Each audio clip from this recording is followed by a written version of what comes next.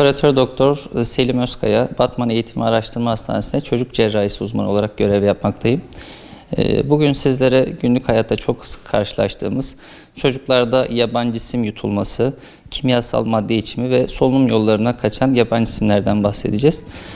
Özellikle ilk 3 yaşındaki çocuklar yerde buldukları objeleri vesaire ağzına atma eğilimindedirler. Özellikle madeni paralar, disk piller, iğne, oyuncak parçaları gibi maddeleri çocuklar yutabilir. Yemek borusuna, solunum yollarına kaçabilir.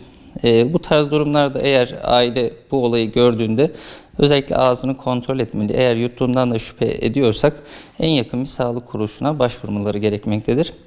Bir diğer önemli konu da kimyasal maddelerin içilmesi. Bu da yine çok sık karşılaştığımız bir durum.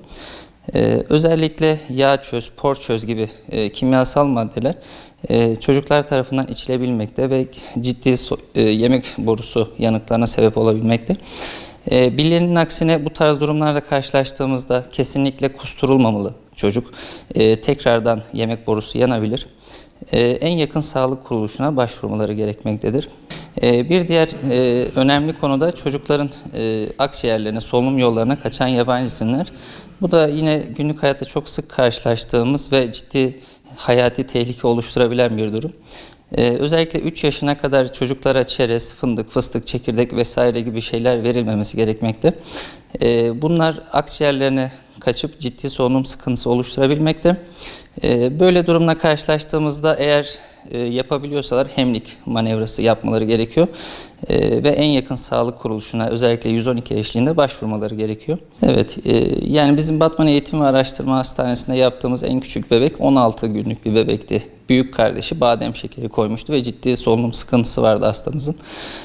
Özellikle ilk 3 yaşında, 4-5 yaşına kadar çocuklar bu tarz evdeki oyuncaklar olsun, yutabileceği maddeler, içebileceği kimyasal maddeler olsun, evde bunları önlem alınması gerekmektedir. Kimyasal maddeler çocukların ulaşamayacağı yerlere, özellikle kilitli dolaplara konulması gerekmekte. Yine özellikle 3 yaşına kadar çerez, fındık, fıstık, çekirdek gibi şeyler çocuklara verilmemesi gerekmekte. Parçaları, takı parçaları, madeni paralar, özellikle disk piller çok tehlikeli. Çocuklar bunları özellikle yutabiliyorlar. Özellikle disk pil çok tehlikeli. Yemek borusunda kaldığında çok kısa sürede, çocukta herhangi bir şikayet olmasa bile çok kısa sürede yemek borusunda yanıklara, delinmelere sebep olabiliyor. O yüzden ciddi hayati tehlike oluşturabiliyor. Özellikle yani bize gelen hastalarda anne ya da baba ya da yanındaki bir ebeveyn buna şahit oluyor. Olay sırasında morarma, nefessiz kalma şikayeti olabiliyor. Bu biraz daha bizim işimizi kolaylaştırıyor açıkçası. Çünkü öyküyü verebilecek bir yakını oluyor. Ama çocuk tek başınayken de bu başlarına gelebilir. Özellikle ciddi solunum sıkıntısı, bir şey yuttuğunu düşünüyorsak, çocukta yutma problemi varsa, salyaları akıyorsa ya da nefes problemi varsa bu çocuğun bir yabancı bir madde yutabileceği şüphesi ile yine acil servise getirilmesi gerekmektedir. Tabii yani bu tarz özellikle yemek borusunda kalan disk piller çok tehlikeli. Bunların acil olarak ameliyathanede çıkartılması gerekmekte. Yine akciğerine, soluk borusuna, trakeasına kaçan yabancı cisimler de ciddi solunum sıkıntısı oluşturmakta. Solunum arresti, kalbin durması gibi ciddi problemler çıkartabilir. Bunların da en uygun zamanda hızlı müdahaleyle ameliyathanede çıkartılması gerekmektedir. Bunlar genellikle önlenebilir, basit kazalardır ama hayati ciddi problemlere sebep olabilir. O yüzden daha dikkatli olması noktasında aileleri uyarmak istiyoruz. Tamam, yabancı ismi tak hemen. Tabii çekirdek var. Tak. Çekiyor mu? Evet, başladım çoktan. Bismillah. Harika. Güzel gelsin. Bir havalandır abi, tekrar bir bakacağız sonra, kontrol edeceğiz. Videoyu başlattın mı? Yok hocam, yabancı ismi tak hemen. Tamam.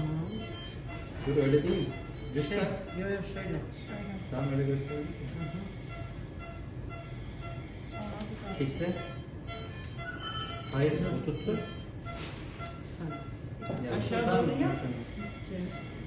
Şimdi düz oturtturup yukarı çeviriyorsun. İçerideki gibi ağaç. Ver şimdi. Gel şimdi. Ha, bunu düzeltsin. Gel.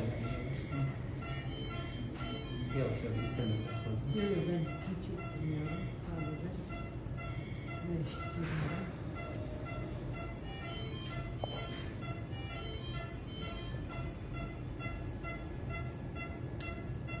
Şimdi içine girmiyor da beraber çıkacağız.